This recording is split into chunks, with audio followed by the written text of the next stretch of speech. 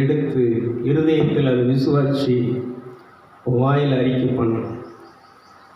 இந்த வார்த்தை உங்கள் மைண்டில் இருக்கணும், எப்பவுமே இருக்கணும். பாவ சூழ்நிலைகள் வரும்போது, பாவ சோதனைகள் வரும்போது, இந்த உலகம் பசாசு நம்மளை மேற்கொள்ளணும் வரும்போது, இன்னொரு விஷயத்தை நான் உங்களுக்கு சொல்கிறேன், பதிவுன்னு விரும்புகிறேன். இன்னைக்கு பிசாசை தோற்கடித்தனர் இயேசு ஒருத்தர் தான். ஐயா, இந்த உலகத்தில் எத்தனையோ அவதாரங்கள் உண்டு. பிசாசை தோற்கடித்து, பிசாசை முறியடித்து, பிசாசை வீழ்த்திய ஒரு அவதாரம் இந்த உலகத்தில் ஒருத்தர் உண்டுன்னு சொன்னால் அது இயேசு ஒருத்தர் மட்டும்தான். நல்ல கைது, நல்ல கரெக்டாக. அதனால இன்னைக்கு நம்ம எல்லாம் என்ன செஞ்சிருக்கிறோம்னா, பிசாசினால் கட்டப்பட்டு இருக்கிறோம். கட்டப்பட்டு இருக்கக்கூடிய நம்மளை அவர் இன்னைக்கு என்ன செஞ்சிருக்கிறார்னா கட்ட வைத்திருக்கிறார். எபிரேயர்களின் திருமுகம் 9வது அதிகாரம் 14வது வசனத்தை வாசிக்க பார்ப்போம். நாம் கடவுளுக்கு வழிபாடு செலுத்துகிறதற்கு, ஆராதனை செய்கிறதற்கு, நம்ம மனசாட்சியை சுத்திகரித்து புனிதமாக்குகிறது எதுன்னு? நித்திய ஆவியினாலே தம்மைத்தாமே பழுதற்ற பலியாக தேவனுக்கு ஒப்பு கொடுத்த நம் ஆண்டவராய் இயேசு கிறிஸ்துவினுடைய இரத்தம். நல்லா கவனிச்சுக்கோங்க. எல்லாரும் இந்த உலகத்தில் இருக்கக்கூடிய எல்லா மதத்தவரும் எல்லா மனுஷனும் இந்த ஜீவனுள்ள தேவனுக்கு ஊழியம் செய்கிறதற்கு, ஆராதனை செய்கிறதற்கு, தொழுகை கொண்டதற்கு நம்முடைய மனசாட்சியை, செத்த கிரியைகளை சுத்திகரித்து பரிசுத்தமாக்கி புனிதமாக்கி,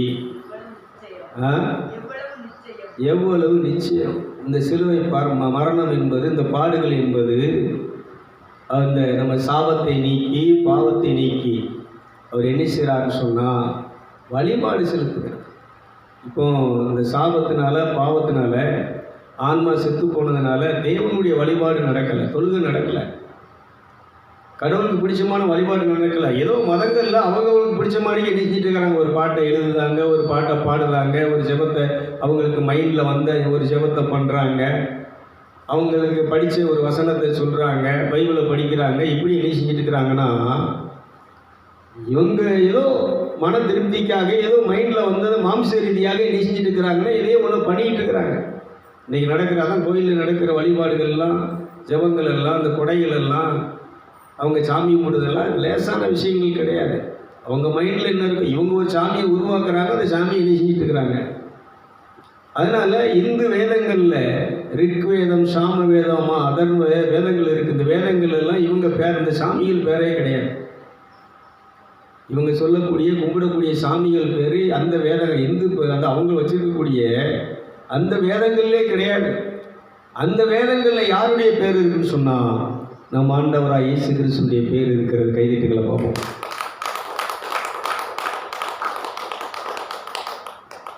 அதனால் நல்லா புரிஞ்சுக்கணும். வேதங்கள் என்ன சொல்லுது, ரிக்வேதம் என்ன சொல்லுகிறது என்று சொன்னால், சாம வேதம் என்ன சொல்லுகிறது என்று சொன்னால், அவங்க பண்ணக்கூடிய அந்த ஸ்லோகங்கள், சமஸ்கிருத ஸ்லோகங்கள் என்ன சொல்லுதுன்னு சொன்னால், அது யாரை சொல்லுது அப்படின்னு சொன்னால் இந்த ஆண்டவராக இயேசு கிறிஸ்துவை மட்டும் சொல்லுது. ஆகவே ஒருத்தனுக்கு முத்தி, இந்த விவேகானந்தர் சொல்கிறார், ஒருத்தனுக்கு முத்தி அளிக்க வேண்டும்னு சொன்னால் கிறிஸ்தவங்க சொல்கிறபடி ரட்சிப்பு, ஒருத்தனுக்கு ரட்சிப்பு வேணும்னு சொன்னால் நீ இந்த மத வழிபாடுகளை விட்டுட்டு இதில் உட்காரும். இந்த சிலுவையை பற்றி, இந்த பெரிய வெள்ளிக்கிழமை என்ன நடந்துச்சு, இந்த புனித வெள்ளி என்று என்ன நடந்தது, இந்த புனித வெள்ளி இயேசு சிலுவையிலே என்ன பண்ணாரு, அன்னைக்கு என்ன நடந்தது, இந்த பூமியில் என்ன நடந்துச்சு, சூரியன் என்ன பண்ணுச்சு, இதை உட்காந்து நீ என்ன செய்யணும், இதை மண்டையில் மைண்டில் நிறுத்தி நீ என்ன செய்யணும்னு சொன்னால் அவருக்கு வழிபாடு செலுத்தணும். பிதாவே உமக்கு நான் வழிபாடு செலுத்துவதற்கு, ஆராதனை செய்கிறதற்கு, உம்மை தொழுது கொள்கிறதற்கு. இன்னொரு வசனத்தை நீங்கள் வாசித்தீங்கன்னா எபிரேயர்களின் திருமுகம் 12வது அதிகாரம் நினைக்கிறேன், 22ஆம் வசனம். அந்த தேவலோகத்தில் இந்த இரத்தத்தால் கழுவப்பட்ட நீதிமான்கள், பரிசுத்தவான்கள், இந்த புனிதருடைய கூட்டம் என்ன செஞ்சுட்டு இருக்குன்னா, விழா கூட்டம்னு அங்கே உட்கார்ந்து இணைஞ்சிருக்குன்னா 1000 1000 10,000 தேவ தூதர்களோடு உட்கார்ந்து இணைஞ்சிருக்கு, ஆராதிச்சுட்டு. வாசிக்க பார்ப்போம். நீங்களோ சீயோன் மலையினிடத்திற்கும் ஜீவனுள்ள தேவனுடைய நகரமாகிய பரம எருசலேமினிடத்திற்கும் 1000-10,000-மான கூடியிருக்கு ஆராதிக்கின்ற தேவ தூதர்கள் இடத்திற்கும் பரலோகத்திலே பேர் எழுதப்பட்டிருக்கின்ற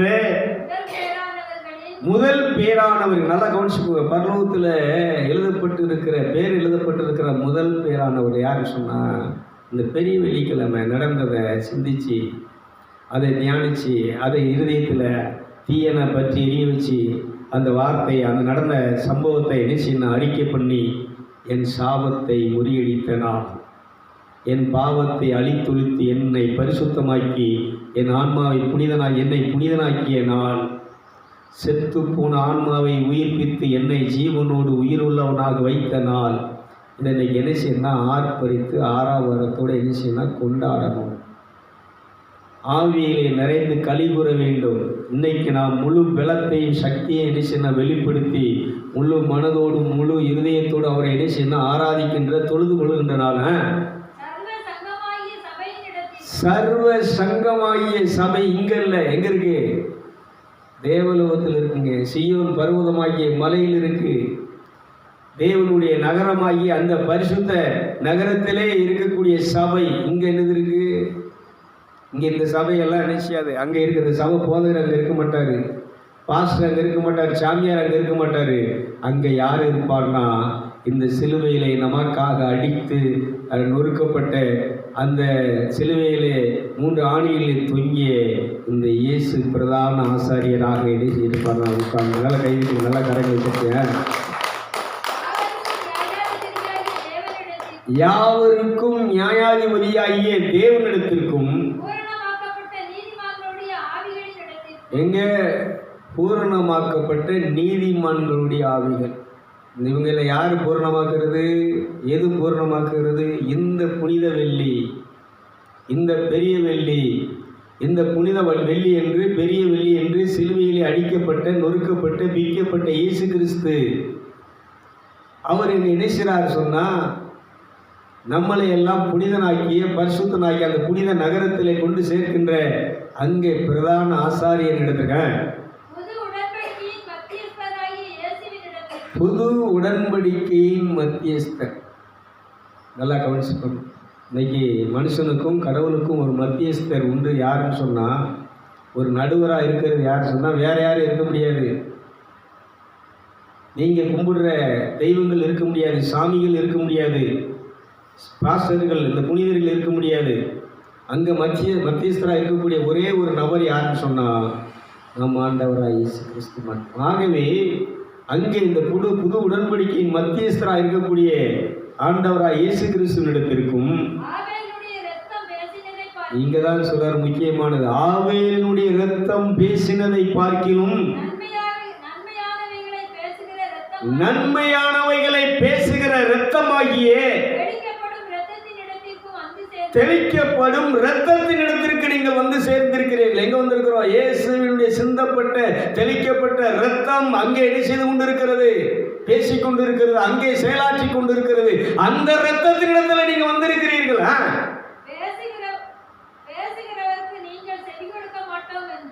பேசுகிறவருக்கு இரத்தத்திற்கு நீங்கள் செவி கொடுக்க மாட்டோம் என்று விலகாதபடிக்கு எச்சரிக்கையாக. இன்னைக்கு நாம் பேசுகிற இந்த செய்தி, இந்த நற்செய்தி, இந்த சிலுவையில் அடிக்கப்பட்ட இயேசுவை பற்றி, சிந்தப்பட்ட இரத்தத்தை பற்றி, இதை நீ செவி கொடுக்காமல் போனன்னா சாமம் நீங்காது, பாவம் நீங்காது, செத்துப்போன அந்த ஆன்மா என்ன செய்யாது? இந்த செத்துப்போன ஆன்மா உயிர் பெறணும்னா, சாமம் நீங்கணும்னா, பாவம் நீங்கணும்னா, இதை நீ என்ன செய்யணும்? கொஞ்சம் உட்கார்ந்து யோசி. இதை பற்றி நீ சிந்திக்க ஆரம்பி.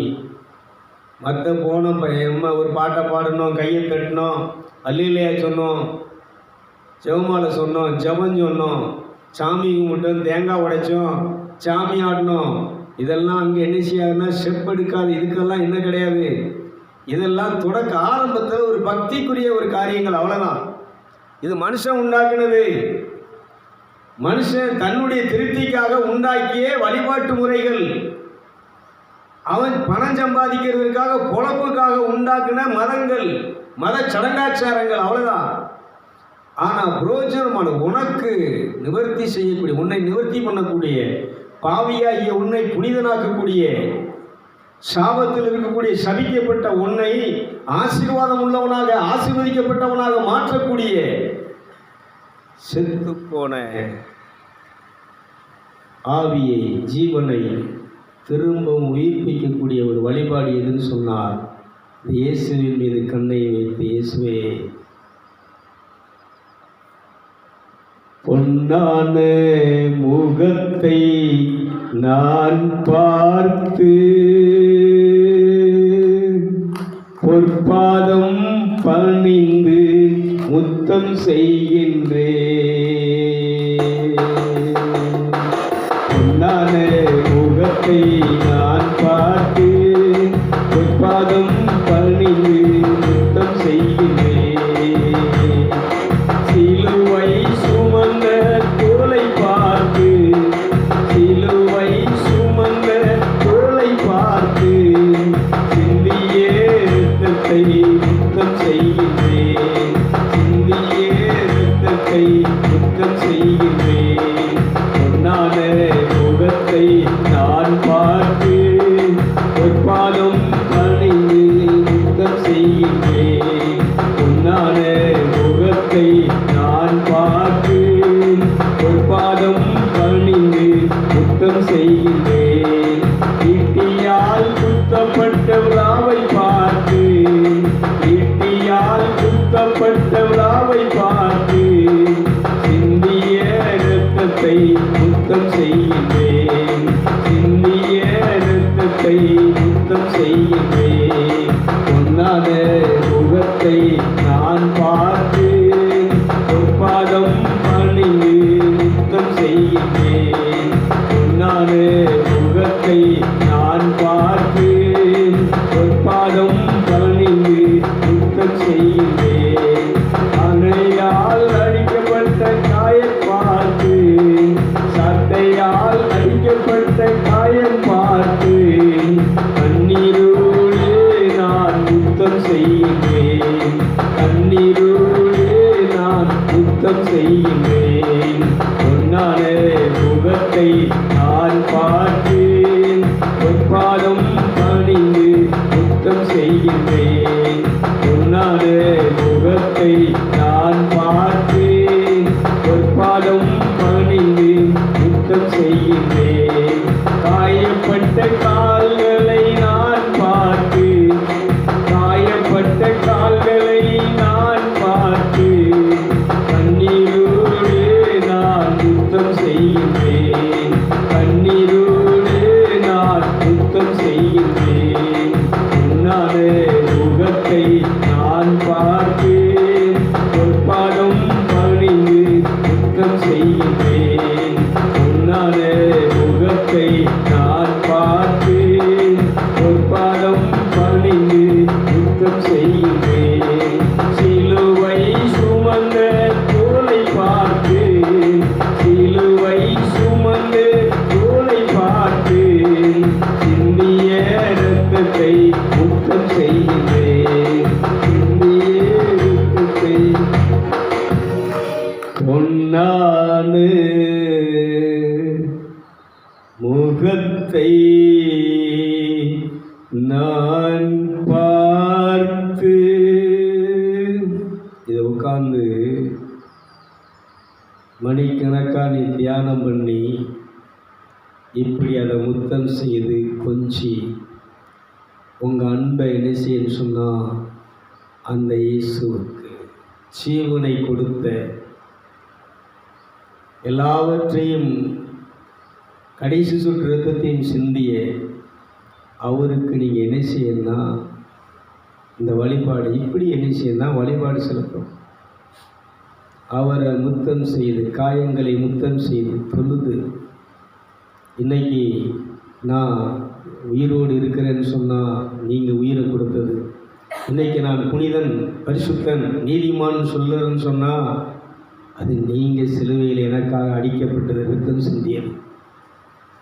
நான் இன்னைக்கு நீதிமான்னா நீங்கள் என்ன நீதிமான் ஆக்கியிருக்கிறீங்க. என்னுடைய இந்த வழிபாடு, இன்னைக்கு எல்லாரும் என்ன நினைக்கிறாங்கன்னா, இந்த வழிபாட்டு முறைகள்னால நம்ம என்ன செஞ்சோம், நல்லா இருக்கிறோம், நீதிமானாக இருக்கிறோம், பரிசுத்தவானாக இருக்கிறோம் நினைக்கிறோம். எந்த வழிபாட்டு முறையும் என்ன செய்யாதுன்னு சொன்னால், உன்னை நீதிமான் பாவசேதனை பண்ணிட்டோம், அதனால் பாவம் போயிட்டா, பாவசேதனை பண்ண அடுத்த 10 நிமிஷத்தில் என்ன செய்வோம், சிந்தனையில் பாவம், பார்வையில் பாவம், சொல்லால் பாவம், நடையில் பாவம், உடையில் பாவம், எல்லாத்துலேயும் பாவம். அதனால் ஒரு மனுஷனை நீதிமானாக்குகிறது, புனிதனாக்குகிறது இந்த புனித வெள்ளி என்று இயேசு சிந்திய இரத்தம். இந்த புனித வெள்ளி என்று இயேசு சிலுவையிலே 3 ஆணிகள் அடிக்கப்பட்ட அந்த பாடுகள், இந்த காயங்கள் இன்றைக்கி நம்மளெல்லாம் என்ன செஞ்சு வச்சுருக்குன்னு சொன்னால் நீதிமானாக்கி வச்சுருக்கோம்.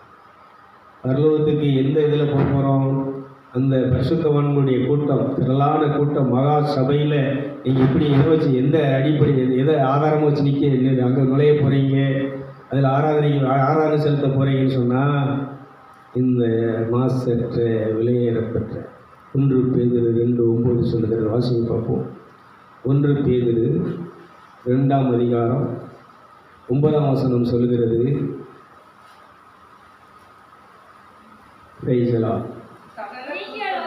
நீங்களோ உங்களை அந்தகாரத்தினின்று, நல்லா கவனிச்சு, நீங்களோ உங்களை அந்தகாரத்தினின்று தம்முடைய ஆச்சரியமான ஒளியினிடத்திற்கு வரவழைத்தவருடைய புண்ணியங்களை அறிவிக்கிறதற்கு தெரிந்து கொள்ளப்பட்ட சந்ததியாயும்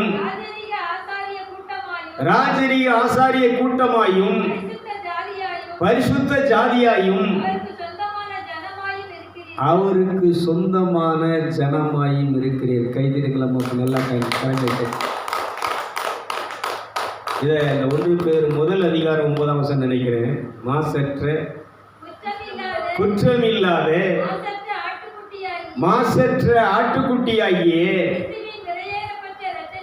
கிறிஸ்துவின் விலையேறப்பட்ட இரத்தத்தினாலே மீட்கப்பட்டீர்கள், ரட்சிக்கப்பட்டீர்கள், முக்தி அடைந்தீர்கள். அதனால் இதுதான் வழிபாடு. நம்ம புனிதர்கள் அந்தோனியார், சவேரியார், செபஸ்தியார், ஜார்ஜியார் இவங்கெல்லாம் இதைத்தான் சுவிசேஷமாக இந்த உலகத்தில் அறிவித்து, இதை அறிவித்ததுனால தான் அவங்கள என்ன செஞ்சாங்கன்னா, என்னடா நம்ம எப்படி சாமியை கும்பிட்டுருக்குறோம், காய் வெட்டி நம்ம குலதெய்வங்களை கும்பிட்டுருக்குறோம், இவன் புதுசாக ஒரு தெய்வத்தை எரிசிறான், ஒரு கடவுளை அறிவிக்கிறான்னு சொல்லி அவங்கள என்ன செஞ்சாங்க, அவங்கள சிறையில் முடிச்சு போட்டாங்க, அவங்கள அம்பால் அடித்தாங்க, அவங்கள சாட்டையால் அடித்தாங்க, சித்திரவதை பண்ணி அவங்கள என்ன செஞ்சாங்க, கொலை பண்ணாங்க. மிகுந்த பாடுகளுக்கு உட்பட்டு, எதுக்காகன்னு சொன்னால், இந்த சிலுவையில் அடிக்கப்பட்ட இயேசுவை, இவர் தான் கடவுள், இவர் தான் ரட்சகருங்கிறது அன்றைக்கி என்ன செய்யணும்னா மக்கள் ஏற்றுக்கல. இன்றைக்கி நம்ம கிராமங்களில் போய் இதை சொன்னால் ஏற்றுக்கிடுவாங்களா? அவங்க கும்பிட்ற அன்றைக்கி பாருங்கன்னு, நேற்று 2 நாளாக என்ன நடந்துச்சு, சிவராத்திரியா, பங்குனி உத்திரம். இந்த பங்குனி உத்திரம் பார்த்தீங்கன்னா, கோயிலில் மக்கள் கூட்டத்தை பார்த்தீங்கன்னா, அவங்க ஆடு வெட்டுறது, கிராய் வெட்டுறது, அடுத்தாப்பில் கோழி வெட்டுறது, அவங்க நடத்துகிற அந்த இதுகளை முறைகளை பார்த்தீங்கன்னு சொன்னால், இதெல்லாம் சாதாரணமான விஷயங்களா? சிலங்குளத்தில் எவ்வளோ பேர், எவ்வளோ வண்டிகள், இந்த கிராமத்தில் கறி அன்னதானம் போட்டு சாப்பாடு போட்டு, இதனால் உனக்கு சாபம் நீங்காதப்பா, பாவம் நிவர்த்தி ஆகாது, செத்து போன அந்த ஆன்மா உயிர் அடையாது. இந்த இயேசு கிறிஸ்து அவர் பலியானதுக்கு அப்புறம் நீங்க என்ன பலி கொடுத்துட்டு இருக்கிற, இங்க என்ன ரத்தத்தை செஞ்சுட்டு இருக்கிற? அன்னைக்கு சாலமோன் என்ன செஞ்சாரு, அவர் பலியிட்டாரு, அவர் மாதிரி பலியிட முடியுமா? 12,000 மாடுகள், 1,20,000 ஆடுகள் ஒரே நேரத்தில் தேவாலயத்தில் வெட்டி ரத்தம் 6 மாதிரி என்ன செஞ்சு ஓடிச்சு. அப்படி பலியிட்ட பலியே ஒன்றும் இல்லை, 0. இன்னைக்கு நம்ம திருப்திக்காக என்ன செஞ்சுட்டு இருக்கிறோம், கோயிலில் போய் ஆட்டை வெட்டி அதை அறுத்து கொன்று ஒரு உயிரை என்ன செஞ்சுட்டு இருக்கிறோம், பலியாக்கி அதை அவிச்சு நம்ம இஷ்டத்துக்கு வேண்டியவங்களாம் விளைஞ்சிருக்கிறோம். கறிகளை தின்னுட்டு அதை வீட்டிலையும் கொண்டு வந்து 2 நாளைக்கு 3 நாளைக்கு தின்னு பாவத்தை கட்டி எண்ணிஞ்சிட்டு இருக்கிறோம், சாபத்தை பண்ணிட்டு இருக்கிறோம். அதனால சொல்லிட்டாரு, நீ பண்ணுற இந்த ரத்தத்தினால, இந்த வலியினால, ஆடு வெட்டுறதுனால, கோயில் போய் இதெல்லாம் பண்ணுறதுனால உன் பாவம் போவாது, சாபம் போவாது. செத்து போன ஆன்மா என்ன செய்யாது, உயரடைய. அதைத்தான் இங்கே கொலோசியரில் 2ஆம் அதிகாரத்தில் என்ன செய்கிறாருன்னா 15ஆம் வசனத்தில் தெளிவாக சொல்கிறார். அது கூட ஒரு முறை வாசித்து நம்ம இந்த நிகழ்ச்சியை நிறைவு செய்கிறார். துரைத்தனங்களையும் அதிகாரங்களையும் உரிந்து கொண்டு வெளியரங்கமான கோலமாக்கி அவைகளின் மேல் சிலுவையிலே வெற்றி சிறந்தார். ஆகையால் போஜனத்தையும் நல்லா கவனிச்சுக்கோங்க. நீங்கள் வெட்டி கடாய் வெட்டி போஜனத்தையும் பானத்தையும் கறிச்சோறும் போட்டேன், கறிச்சோறும் தின்னு அப்படின்னு சொல்லி இந்த போஜனத்தையும் பானத்தையும் பண்டிகை நாளையும் அந்த கோயில் பண்டிகை நேற்று என்னமா நடந்துச்சு, பங்குனி உத்திரமா, பங்குனி உத்திரம், சிவராத்திரி, அது இது திருவிழா, என்னது அந்த திருவிழா இந்த திருவிழா, அமாவாசை, இப்படியெல்லாம் நீங்கள் இதெல்லாம் இந்த வெளியரங்கமான இந்த காரியங்களை சடங்காச்சாரங்களை நீங்கள் பண்ணுறதுனால உங்களுக்கு என்ன நடக்க போகிறதில்ல, எந்த நன்மையும் எந்த பிரயோஜனமும் வரப்போறதில்லை. விட்டேன்னு வாசி பார்ப்போம். மாத பிறப்பையும் ஓய்வு நாள் ஞாயிற்றுக்கிழமை ஆராதனை, ஜெப கூட்டம், உபவாச கூட்டம், கன்வென்ஷன் கூட்டம், இப்படிப்பட்ட காரியங்களை நீ பெருசா பேசிட்டு இருக்கிற.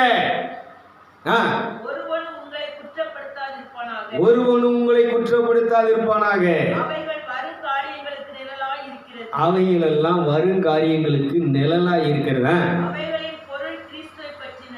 அவைகளின் பொருள் என்னன்னா கிறிஸ்துவை பற்றி. கிறிஸ்துவை பற்றினது இருக்கா, கிறிஸ்துவை பற்றிய நிகழ்ச்சி எங்க இருக்கா, கிறிஸ்து உனக்கா என்ன பண்ணாருங்கிற அந்த வழிபாட்டில் அந்த நிகழ்ச்சியில் நடக்கா, அதான் முக்கியமானது.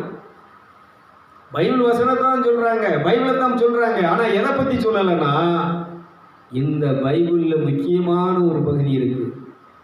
அதுதான் உன் சாபத்தை பாவத்தை நிவர்த்தி செய்வதற்காக இயேசு அடிக்கப்பட்ட நிகழ்ச்சி, காயப்பட்ட நிகழ்ச்சி, இரத்தம் சிந்தப்பட்ட நிகழ்ச்சி. இதைத்தான் விவேகானந்தர் சொல்றார். உனக்கு முத்தி வேணுமாப்பா, நீ என்ன செய், இதை என்ன செய், மைண்டில் நிறுத்து, இவர் மேலே கண்ணை பதிவை, இவரை ஏற்றுக்கோ. இதை மகாத்மா காந்தி சொல்கிறாரு. எல்லா மகான்களும் ரிஷிகளும் இந்த இயேசு சொன்ன வாக்கியங்களை, இயேசுடைய இந்த பலியை ஏற்றுக்கொண்டு, அவர் சிலுவையிலே சிந்தி அந்த இரத்தத்தை பாடுகளை ஏற்றுக்கொண்டு சாபத்திலிருந்து பாவத்திலிருந்து விடுவிக்கப்பட்டு ஆன்மா உயிர் தெழுந்து இன்னைக்கு அந்த பரிசுத்தவான்களுடைய கூட்டத்தோடு அந்த தேவலோகத்திலே பரலோகத்திலே தேவனை ஆராதித்துக் கொண்டிருக்கிறார். கைதிட்டு